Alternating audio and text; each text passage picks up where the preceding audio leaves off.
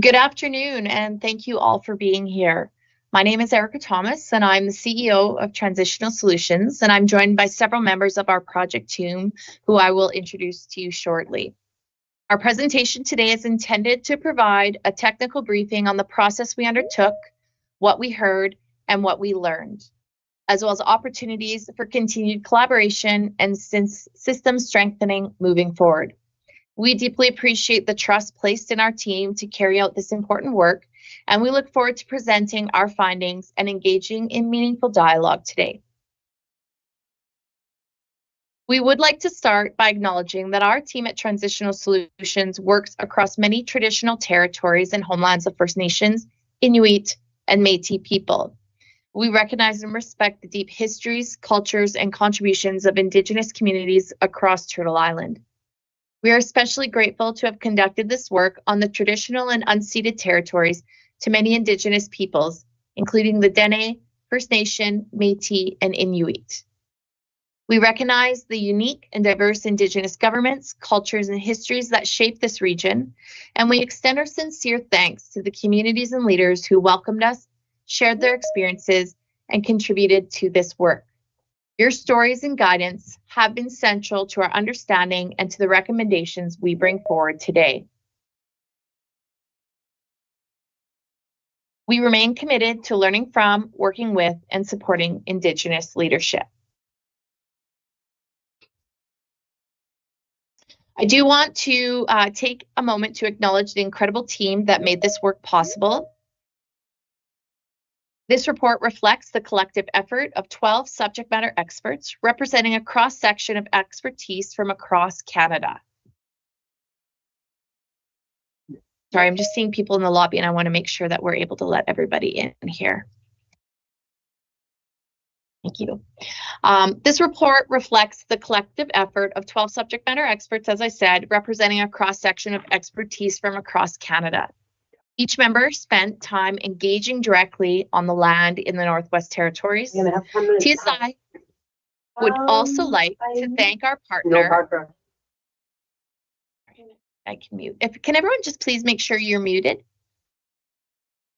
We'd also like to thank our partner, Y Station Communications, for their support as the accredited evaluator, developing the electronic survey and supporting advertising ahead of the on-site engagement. I'd like to just take one moment here to ask my team to just turn their cameras on. I'm not going to introduce them to you directly. Their names are underneath the screen and they will be available for questions once we're complete, and you'll be hearing from them throughout our presentation. But collectively, our team brings over 75 years of experience in emergency management, both in the field and within emergency operations centers, and over 25 years supporting recovery and emergency social services. In addition, we have more than 20 years of combined experience working directly with First Nations and Indigenous communities, which was central to the respectful and inclusive approach taken in this review. Our deployment history includes some of the most complex emergency responses in Canada's recent history, and members of our team have also served in international deployments with the United Nations and global NGOs. Our academic and professional credentials are equally diverse and grounded in the field. This wide-ranging experience ensured the team was not only operationally capable, but also well-equipped to engage meaningfully, assess critically, and deliver a well-informed and practical set of recommendations. Now I'd like to, the core areas of this expertise that made this after-action review both comprehensive and grounded in operational realities include ICS, which is Incident Command Systems, EOC, Emergency Operations Center, and instructional expertise. We had team members with direct experience in activating, managing, and supporting EOCs during complex incidents. Many of our experts are seasoned instructors in ICS and have delivered that level of training across Canada. The review was strengthened by our experience in leadership, governance, and public engagement. Several members of our team have led municipalities, municipal departments, advised Indigenous and local governments, and facilitated engagement processes in post-disaster settings. Their skills were instrumental in ensuring that the voices of both government officials and community members were meaningfully reflected throughout this process. Now, I'd like to provide just a really brief overview of Transitional Solutions and the experience the company brings to this after-action review. TSI is a Canadian management consulting firm with nearly 2 decades of experience supporting municipalities, Indigenous governments, and public sector organizations. When it comes to emergency management, this is a core area of strength for our firm. Over the years, we've developed and delivered emergency management plans, regional frameworks, ICS and EOC training exercises, and after-action reviews. In fact, we've just recently concluded 9 of the Alberta 2023 wildfire after-action reviews. This after-action review in the Northwest Territories builds on that legacy with deep appreciation for the context, geography, and leadership structures unique to this region. Our experience, combined with the expertise of our team, allowed us to approach this project with confidence, humility, and commitment to actionable outcomes. Our foundation in fire and emergency services is another key element that strengthens the quality and credibility of this after-action review. Unlike many consulting firms, our team has responded at the front lines, not just from the EOC. We've worn bunker gear, worked wildfires, and commanded in high-pressure multi-agency situations. Beyond the field, our team has also been invited to speak at provincial and national conferences, sharing our expertise in after-action reviews and emergency services best practices. That blend of practical experience and thought leadership is part of what sets our team apart, and it's that lived operational knowledge, not just theory, that informed our analysis, our engagement with responders, and that practical nature of our recommendations. Thank you, Erica. I want to acknowledge that this is one of the first times the Government of the Northwest Territories has undertaken an after-action review facilitated by an external third party of this magnitude. This is an important milestone and demonstrates a strong commitment to continuous improvement and transparency. After-action reviews are a critical part of emergency management and organizational learning. They help teams reflect on how an incident was managed, what worked, what didn't, and where improvements can be made. The purpose of an after-action review is to build resilience by identifying lessons observed and turning them into actionable recommendations. These recommendations are designed to enhance future preparedness, response, and recovery efforts. After-actions highlight strengths, practices, capabilities, and decisions that were effective and can be used as a foundation for future success. They also bring to light systemic challenges or recurring issues that may not be obvious during an immediate response, but can have a significant impact over time. Importantly, after-actions are not intended to assign blame or find fault. The process is rooted in learning and improvement. Participation is voluntary and relies on open, honest input from those involved. After-actions are designed to offer clear, actionable recommendations. These recommendations aim to increase the resilience of the emergency management system. Recommendations often include both long-term solutions and short-term bridging opportunities, so organizations can begin to act immediately, even as they work toward more complex or structural changes. The objectives of this after-action review are consistent across sectors and jurisdictions. First, we want to enhance organizational preparedness and response strategies for future incidences. Secondly, we want to offer practical, experience-based guidance that supports stronger coordination, decision-making, and overall emergency management. The after-action review process helps organizations move from reactive to proactive by learning from past events and applying those insights to strengthen systems, relationships, and performance.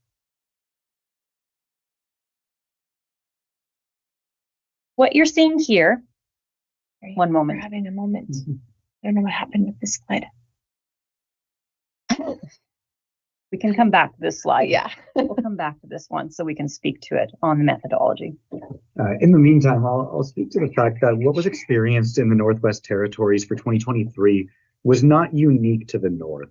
The 2023 wildfire season was unprecedented. It's a term that is thrown around a lot these days, and it's one that definitely applies to that 2023 wildfire season. The Northwest Territories experienced evacuation of close to 70% of all of its residents, with multiple concurrent evacuations. And those are the communities to which we were assigned to include within our scope, totaling 13 communities, as will be as are listed on the slide here. Just want to make sure we get this back up and running. Sorry, guys, we're just having a technical difficulty moment.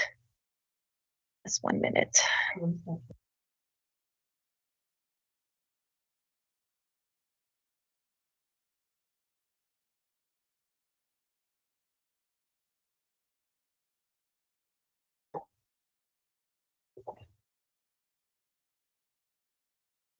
One second here. Thanks for your patience, everyone.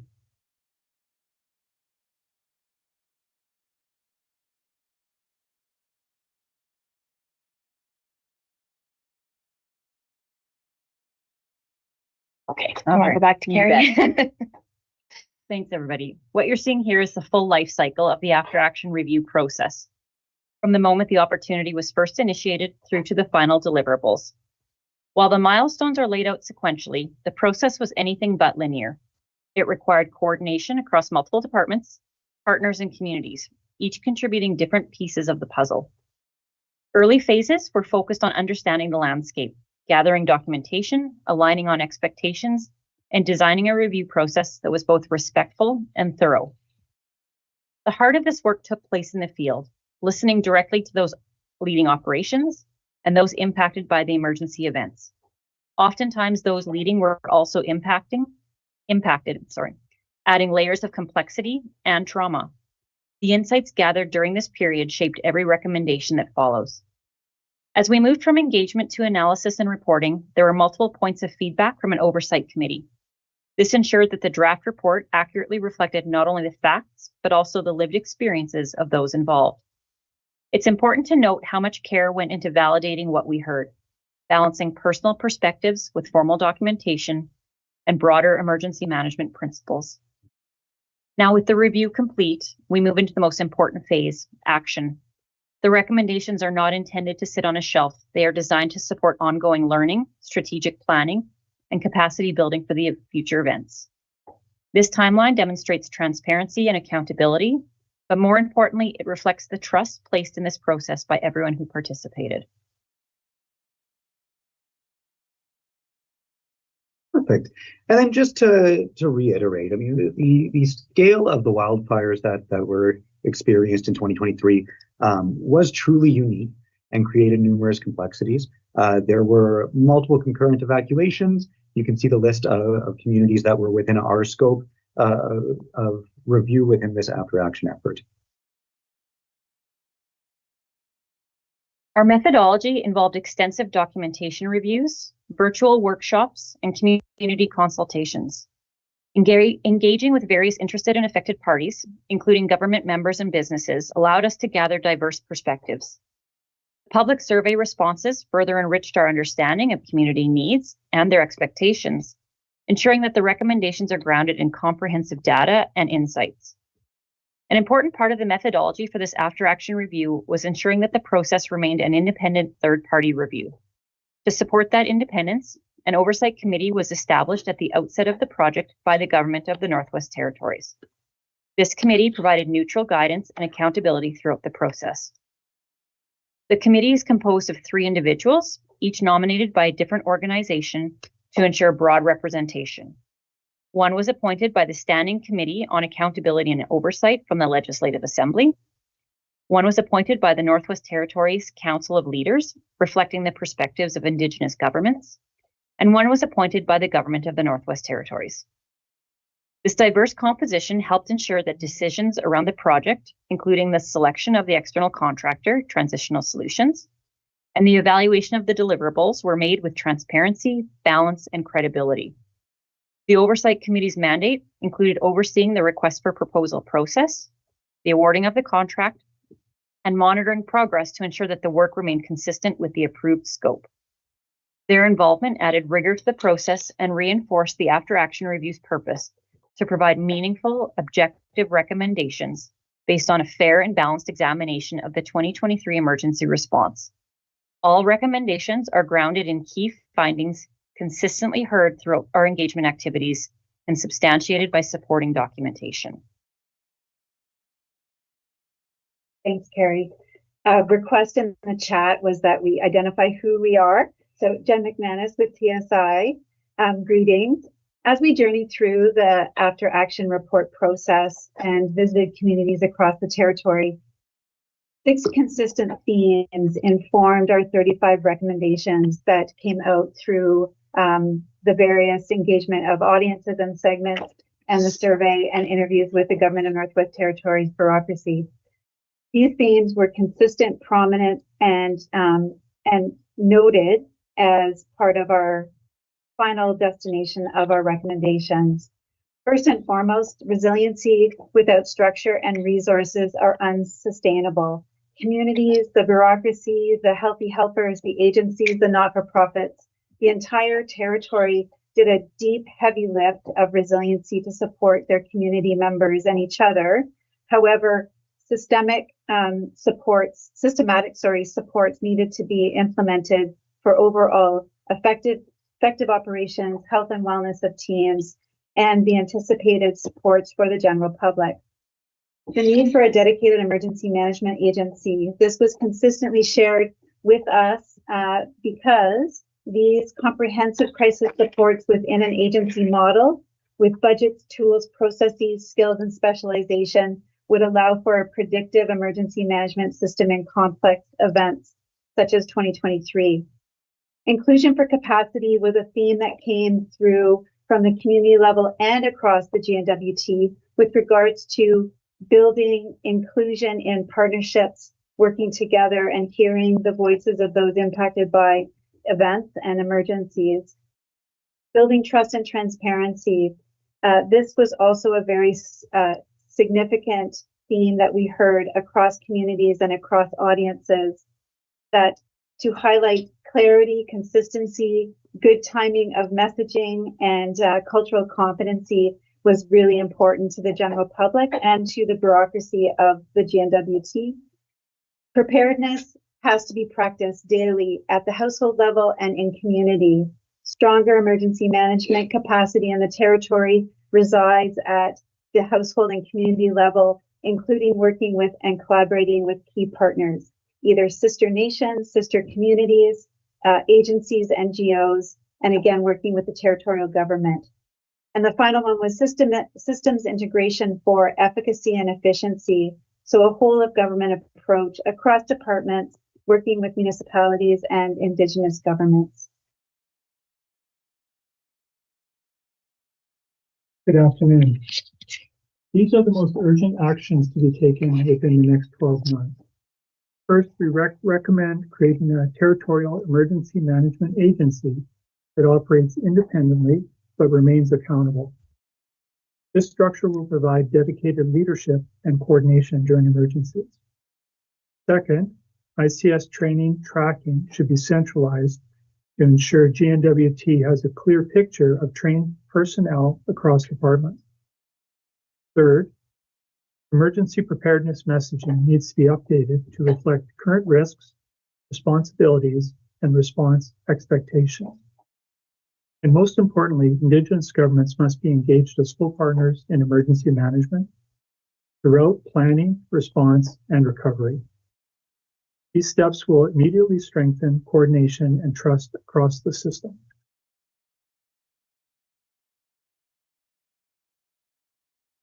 I will be talking about the short-term recommendations. So first, we recommend amending legislation to clarify authority to an overlap in states of emergency. This will help reduce confusion and streamline decision-making. Second, ICS training, Incident Command System, should be mandated and maintained for elected officials and emergency managers. A shared understanding of roles is critical during a response. Finally, a territorial emergency social services plan should be created with a strong focus on vulnerable populations. This ensures inclusive and coordinated support during evacuations and emergencies. These steps are achievable in the near term and lay the groundwork for longer-term improvements. Hello, folks. Those listening in as well. My name is April Diver, TSI. I'm going to be presenting a little bit on the intermediate recommendations. So those you're looking at sort of that 3 to 4 year term. So building on what Anna just presented on one of the first recommendations we have is updating the Emergency Management Act, and in particular, allowing the Act to enable regulations. Regulations give you a little more teeth. They also make sure that all of the pieces you want to put into play can stay there and go longer term. The second recommendation we had was continuing to strengthen the communication, in particular by developing message maps, so templates, key message strategies, and flows that would help enhance and build public trust. The third recommendation we had for that intermediate 3 to 4 year term was about embedding trauma-informed mental health models into the system. So into the Government of Northwest Territories emergency management processes, into response and recovery. Ultimately, all of this impacts people. So we have both responders and we have the public, we have families, we have individuals. We need to make sure that those processes are informed by trauma and make sure that those mental health models are built to last. Good afternoon, everybody. Jeremy Roderick with Transitional Solutions. These long-term recommendations are intended to strengthen emergency preparedness and recovery over time. First, we recommend mandating a minimum frequency for emergency exercises. Regular practice will ensure readiness across all levels of government. Secondly, ICS should be fully institutionalized across GNWT operations, not just during emergencies, but as part of the day-to-day coordination and planning to develop the confidence and competency required to keep skills fresh. And finally, we need to improve public understanding of insurance and disaster recovery. Better literacy in this area can significantly reduce hardship and speed up recovery after an event. So that does conclude our presentation. We do want to take a moment to just thank all of those who engaged with us throughout this process over the last year, whether that was through in-person workshops, in-person interviews, or through detailed surveys. We also want to acknowledge the incredible efforts of the GNWT staff, NGOs, and the helpers in the community that ensured that while you were living some of the scariest times of your life, there were people there helping and ensuring that everyone was safe. So at this point, we will stop sharing and are happy to take questions.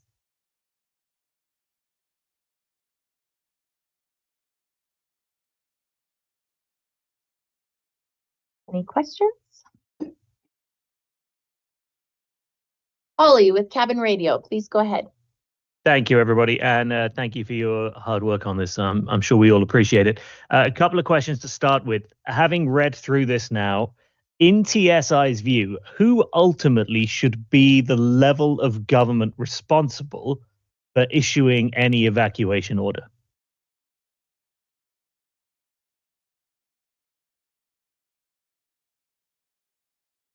Jen would love to answer your question. Oh yeah, I'll start off and then my colleagues that have emergency services background. So legislatively, the municipal governments are the first regulated authority for emergency management, i.e. alerts and then notices for evacuations, capacity building, informing their community members. So in our report, Ollie, it does state that the stronger community emergency management capacity is, and at the household level, then therefore the territorial government emergency management system is also strengthened. So that's the first answer, or the first part of the answer.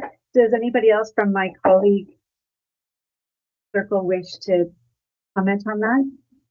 I can comment. So this is April Diver, TSI.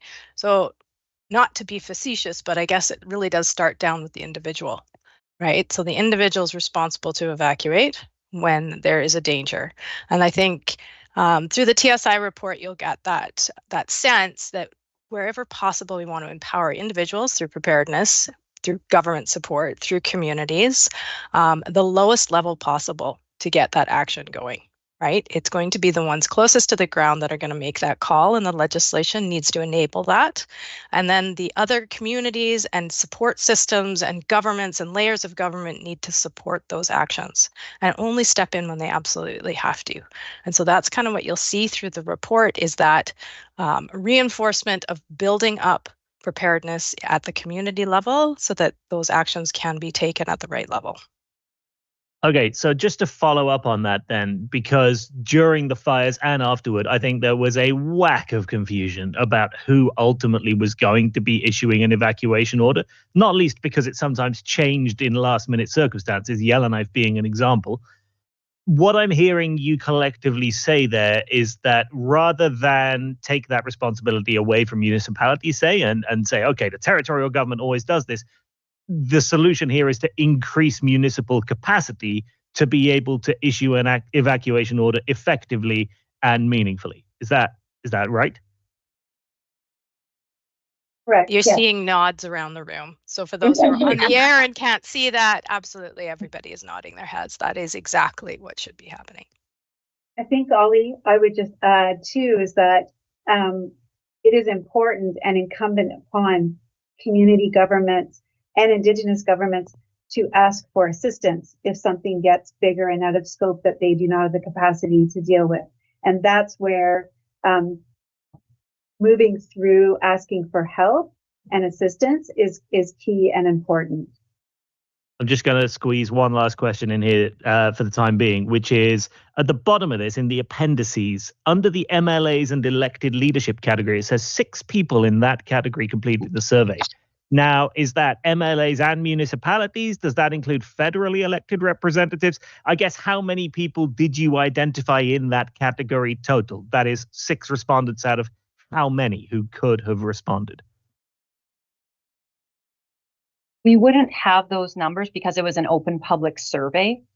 So looking at the number of MLAs in the 19th Assembly, I believe there were 22. 19. But as for it could be open up to as many MPs. It was an open public survey, so we wouldn't be able to dive into those numbers. Okay. Ben, do you want to add? I was just going to add that the survey was not targeted to any individuals. It was an opt-in process. So if they chose to respond, that was completely within their right to do so, but it wasn't mandated in any way. We did engage government officials in interviews and through workshops as well. And in addition to Ben's comment, Ollie, it was an opt-in in the survey to identify yourself as an elected leader or a member of the Government of Northwest Territories bureaucracy. In addition, it was also an opt-in to identify whether or not you were an elected Indigenous leader in Indigenous government. So those that did not choose to identify in those categories still completed the survey. So we don't have full line of sight. In addition, we did invite we extended 22 invitations to 19th Assembly members, and we completed one-on-one interviews with those individuals in a private and confidential setting. Okay, thank you. So my team, there's just a note that if you could introduce yourself when responding to a question, that would help our folks on radio. Devin, you have a question? Hi, yeah, thanks so much for the presentation. My first question would be about communication. I know this report talks a lot about how communication, especially from the GNWT with the public, is so key going forward. For anyone who can answer, if that's the case, why is nobody from the GNWT here to answer any questions to the media? This is Benjamin Prue speaking, Proulx. That is not our answer to our question to answer. We are here to represent our team, but if you have questions about the GNWT's participation, we would redirect those to the GNWT. Have you spoken to anyone from the GNWT about this, about why they're not here for this presentation? Like, what was that conversation like? We did a technical briefing with the GNWT earlier today to go over the report with them and to field their questions. But the media availability is not, it's outside of our scope to determine whether the territorial officials should be in attendance. Okay, a couple more. This review also talks about brain drain, referring to the loss of skilled individuals. I'd just like to know what skilled individuals we're thinking of specifically here and how this might relate to the NWT's current lack of emergency doctors in Stanton Territorial Hospital, for example. Are those two correlated at all, or am I off base here? Thanks, Devin, for the question. Jen McManus, MC, capital MANUS. Across all of the segmented audiences that we engaged with, a common theme was noted that individuals were either stepping away from their roles within the government of Northwest Territories. Families and individuals noted that they were actually leaving the territory and choosing to reside somewhere else in Canada. Some individuals were moving from emergency management into other departments within the government or at the municipal level and moving away from emergency management. We didn't have as much feedback with regard to health and social services. However, we did hear that 2023 was a deep burden on frontline service providers in the helping sector in general, especially coming out of COVID-19. This is not something that's unique to the Northwest Territories either. We also want to set the context of that this we have seen throughout other jurisdictions that we've worked in collectively as a colleague team. I hope that helps.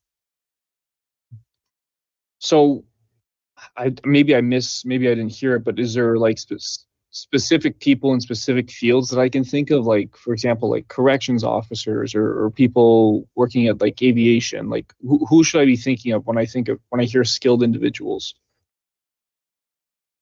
So from our engagement, I would say individuals that have responder backgrounds, so emergency management or first responders. Okay. In addition, we did hear that there were individuals that had emergency management logistics experience that were deeply fatigued and changing careers.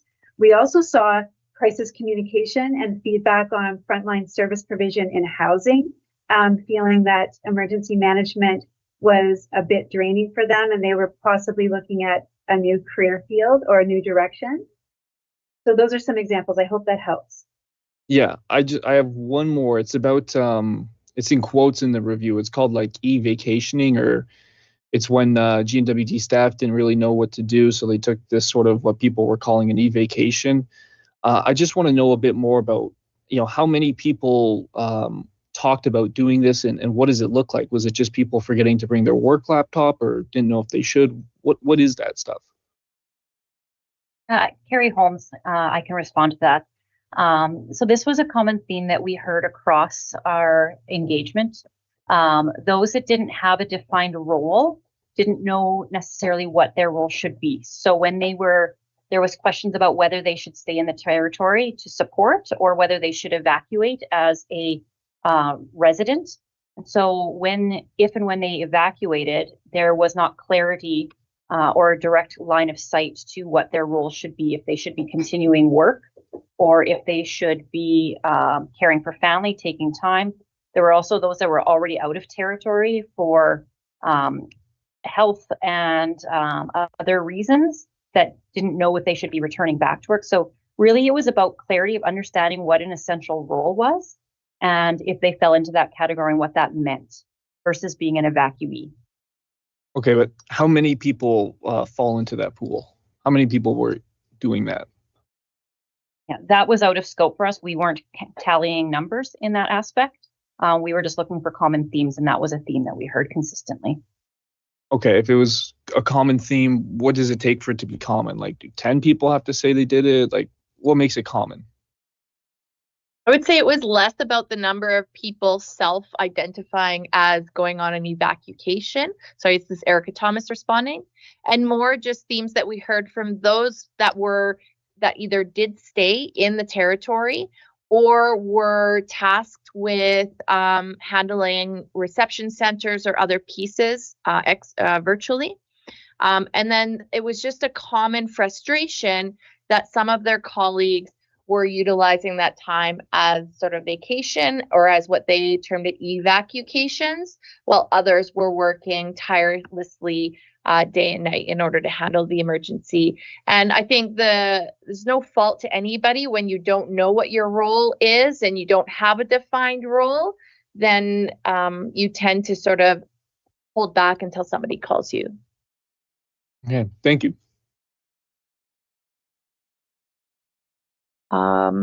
S. Cohen looks like is next here. Hi, this is Sydney Cohen with CBC. I was just wondering, the GNWT is a small government, limited resources, limited personnel. I'm wondering, how realistic you believe it is for the GNWT to implement all of the recommendations that you put forward, in the timeline that you provided. Did you draft this report with the thinking that this was possible, or are these kind of ideals? And if the GNWT gets, 3/4 of the way there, that's good enough. Thanks, Sydney. It's Jen McManus. I'll kick off and then I will open it up for my colleagues. We absolutely, first and foremost, by invitation into community, into the territory, and into meeting the team members within the government of Northwest Territories, it was by invitation. And so we were very mindful that there were other after action reviews that had already occurred, and there were other recommendations. So we were mindful that people were hearing lots of improvement recommendations. Our recommendations are coming out of lived experience, immersion in community, listening, learning, hearing people's opinions, hearing from experts, hearing from those that have skills and worked in the emergency, those that wanted to work in the emergency and then didn't have the opportunity to. In addition, our recommendations were embedded in the reality of community, resource allocation, the geography of the North, lessons learned from other jurisdictions. In addition, the timelines, we were being very, very practical on what could be accomplished. The worst thing is after a big event like this is feeling like you can't actually move forward and make differences. And we did not want people to feel that way. In addition, we wanted them to be operationally sound, and looking at the capacity of the GNWT as the size of the bureaucracy. Absolutely. Anybody else want to add? Carrie Holmes here. Yeah, I can add to that. You'll also note in the report, as part of our recommendations and our key findings, we identified partners and opportunities for partnerships because we do recognize that the population is small and the land size is extensive in the North, and nobody can do this alone. Even the most populated and well-oiled emergency management groups, they also need partners. So we really made sure that we identified where partnerships could exist, so that the GNWT knows that where they can find that surge capacity. And so, yes, there are some very large recommendations in there, but through partnerships, we do believe that these recommendations can be actioned. Ollie, over to you. Thank you very much. This report makes considerable use of anonymized quotes from what appear to be GNWT staff members, certainly at some points. I'm interested in how easy you found it to get frank information from individuals who had worked for the territorial government through this and might have been a little concerned about how frank they reasonably felt able to be. What were those conversations like? Yeah, I'm happy to take that one. Benjamin Prue here.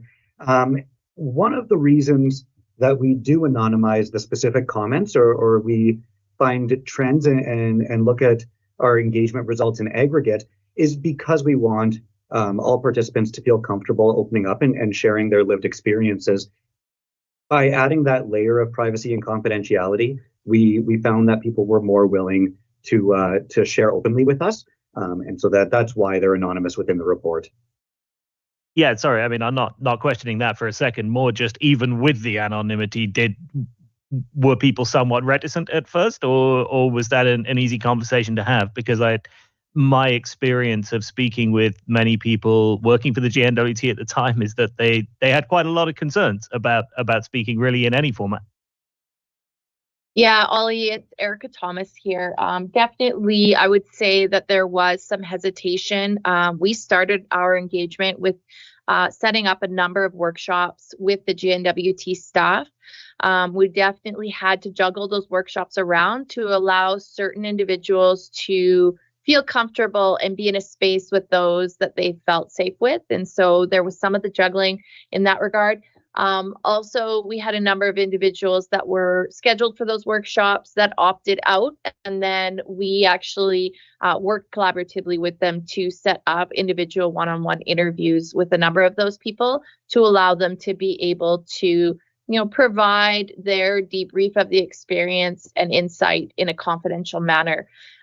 We also had a number of staff that opted out of those workshops completely and instead showed up to some of the public engagement in-person sessions and pulled us aside for some of those private and confidential conversations.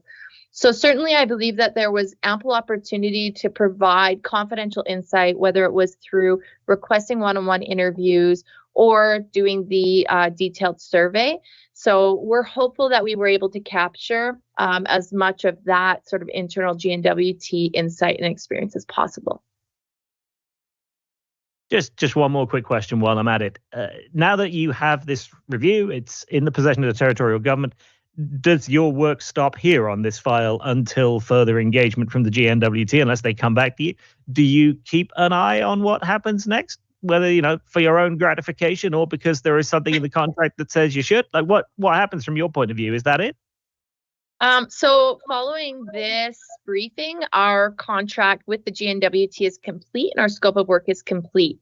I think that all of our team created a number of strong relationships in those communities. We became very invested in the Northwest Territories and the success moving forward. And so I highly doubt that all of us won't be watching from afar. And of course, our team is always here to support should the GNWT require assistance in implementation. But for now, our scope is complete, and we are very hopeful that they see opportunities for success in our report. Sydney, looks like you have another question. Yes, I actually just have a question from my colleague at Radio Canada, Matisse Harvey. She's wondering, so you talk about it being important to create kind of one overarching emergency management organization at the GNWT, and she's wondering how that kind of centralization would improve communications and clarify roles and responsibilities.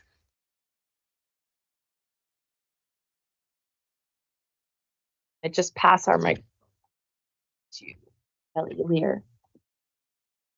Hi, thank you for the question, Kelly Lear, LEHR. I think other jurisdictions have realized the value that comes from the ability to create that accountability and responsibility that comes from a centralized resource. And it also can improve the clarification of the swim lanes when it comes to the roles and responsibilities, different layers of government.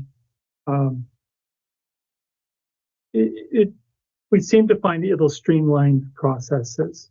The collaboration and coordination that is required, that doesn't go away.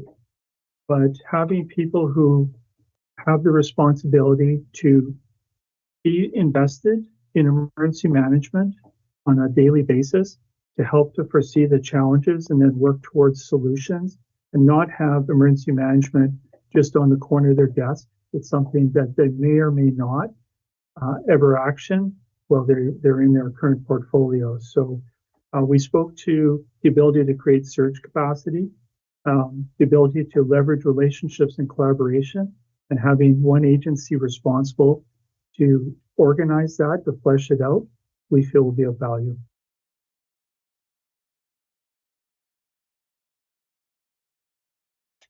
Ollie.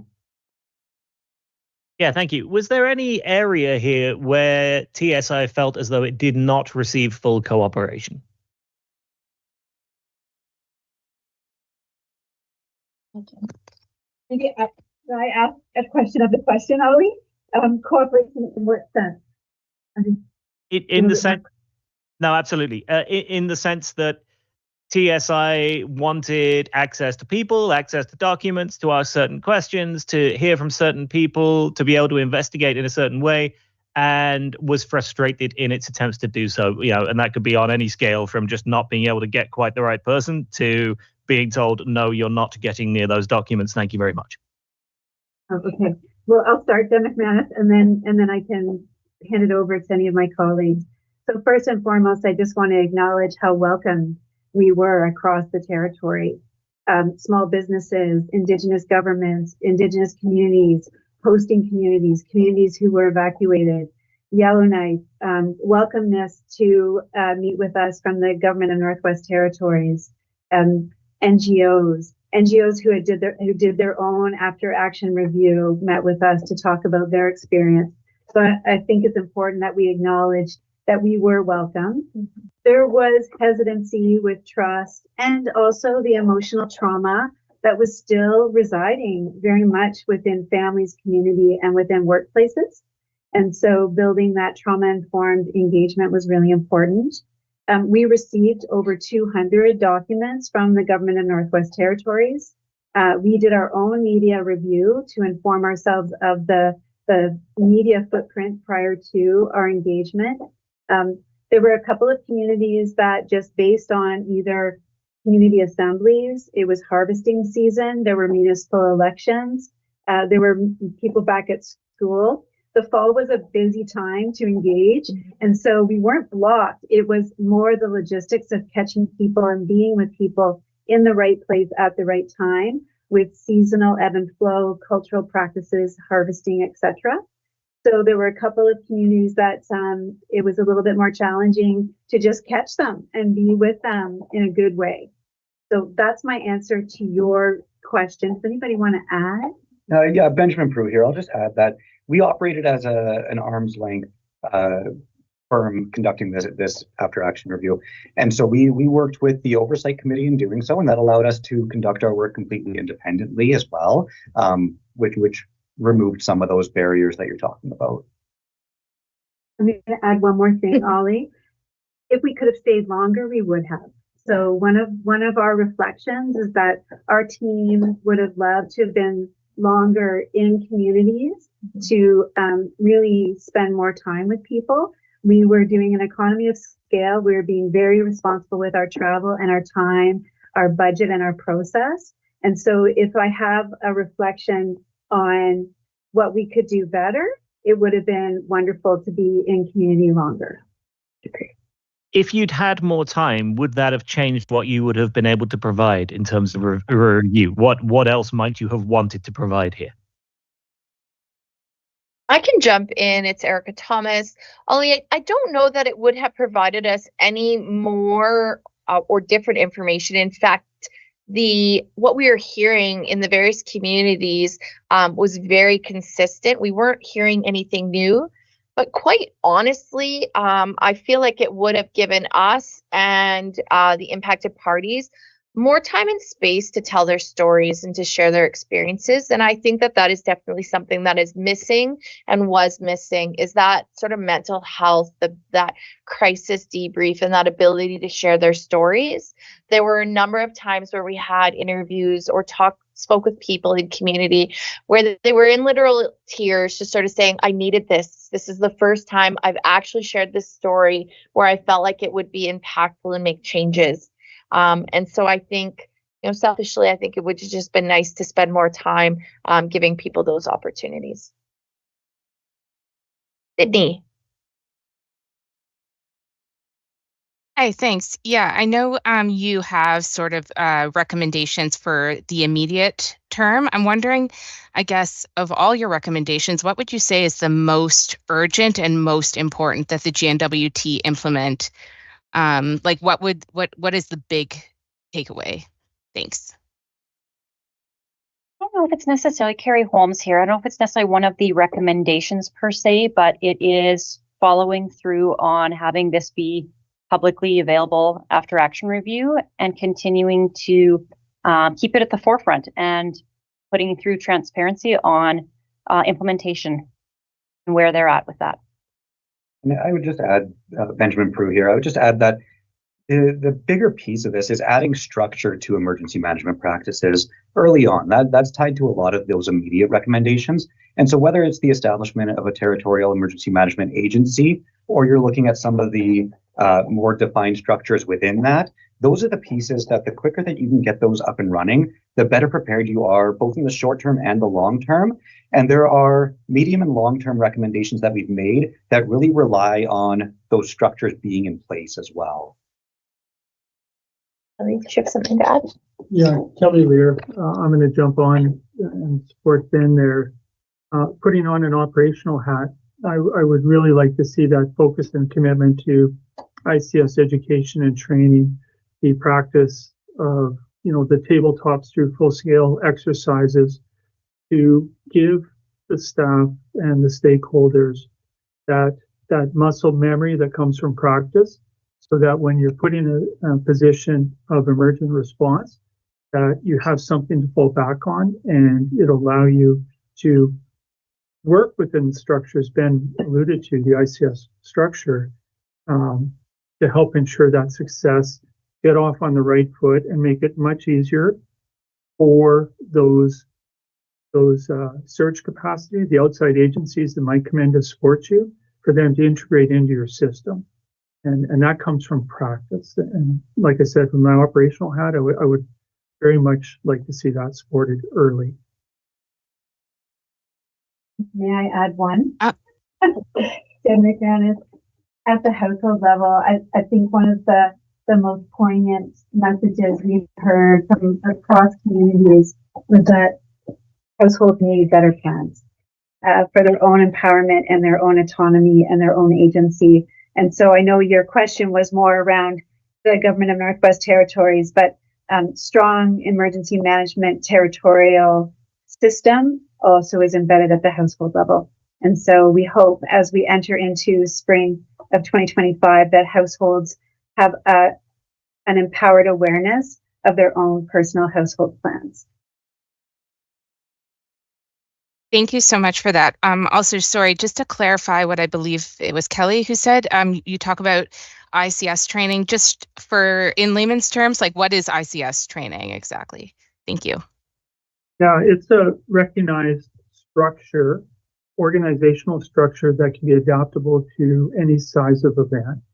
And it uses a lot of common language that much of North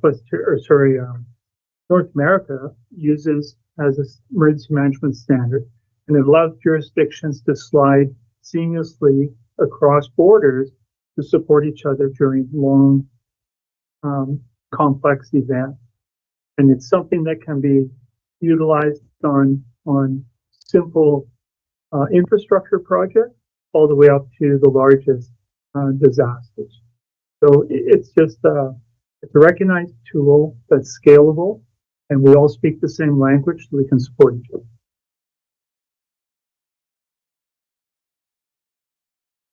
Other questions?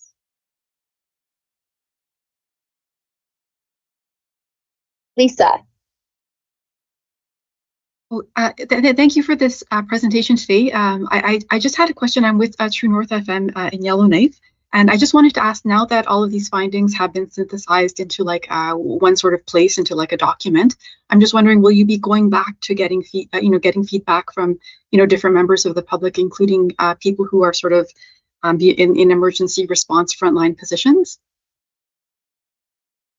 So the scope of our work included engagement both at the beginning and throughout the project. And so as we developed recommendations, heard and researched and analyzed, we checked some of those assumptions and findings back with some of those impacted parties and back with some of those folks that we engaged with. At this stage, the report is final and our scope of work is complete. How the GNWT wishes to take this report and engage with their constituents is up to them.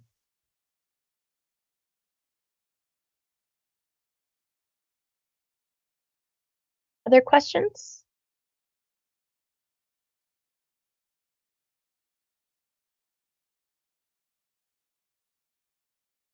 I can ask another question on behalf of Radio Canada, Matisse Harvey. She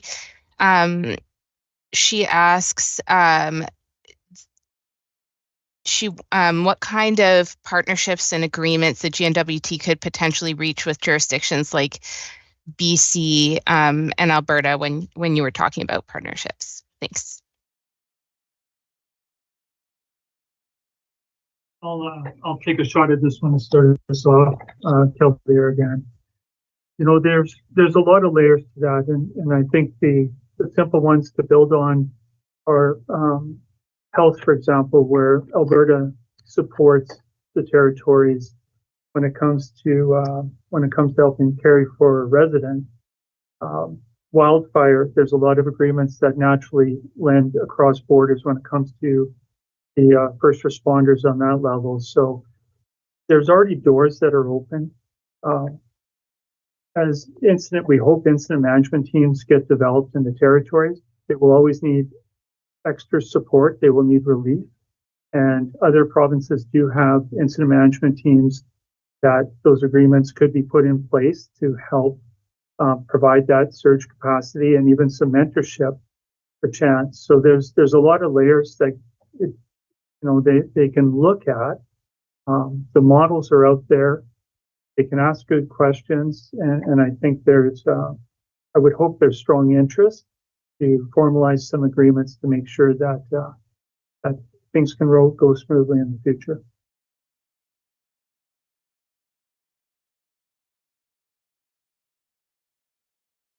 Any other questions?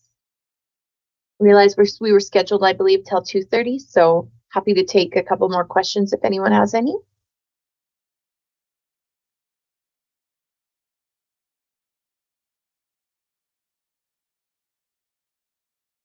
So if there are no further questions, we did want to thank you for taking time to walk through that technical debrief with us, and for all of your great questions and thoughtful questions. And we do want to just sort of end by thanking again all of those that contributed to this year-long engagement and analysis.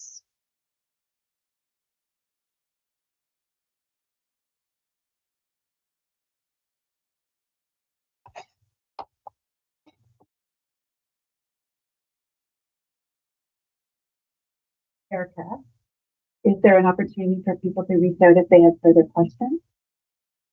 Yeah, if anyone has any further questions, I'll just throw an email address here in the chat, and feel free to send an email, and we will respond as we can. On behalf of the Oversight Committee, it's Todd Orvitz here, TODD, last name Orvitz, or V as in Victor, ITZ. Myself, Danielle Trudeau, and Mike Flanagan as OC members. I know Mike's on the call. We're also available to answer any questions if there's any follow-up after this. Thank you very much. Thank you, Todd.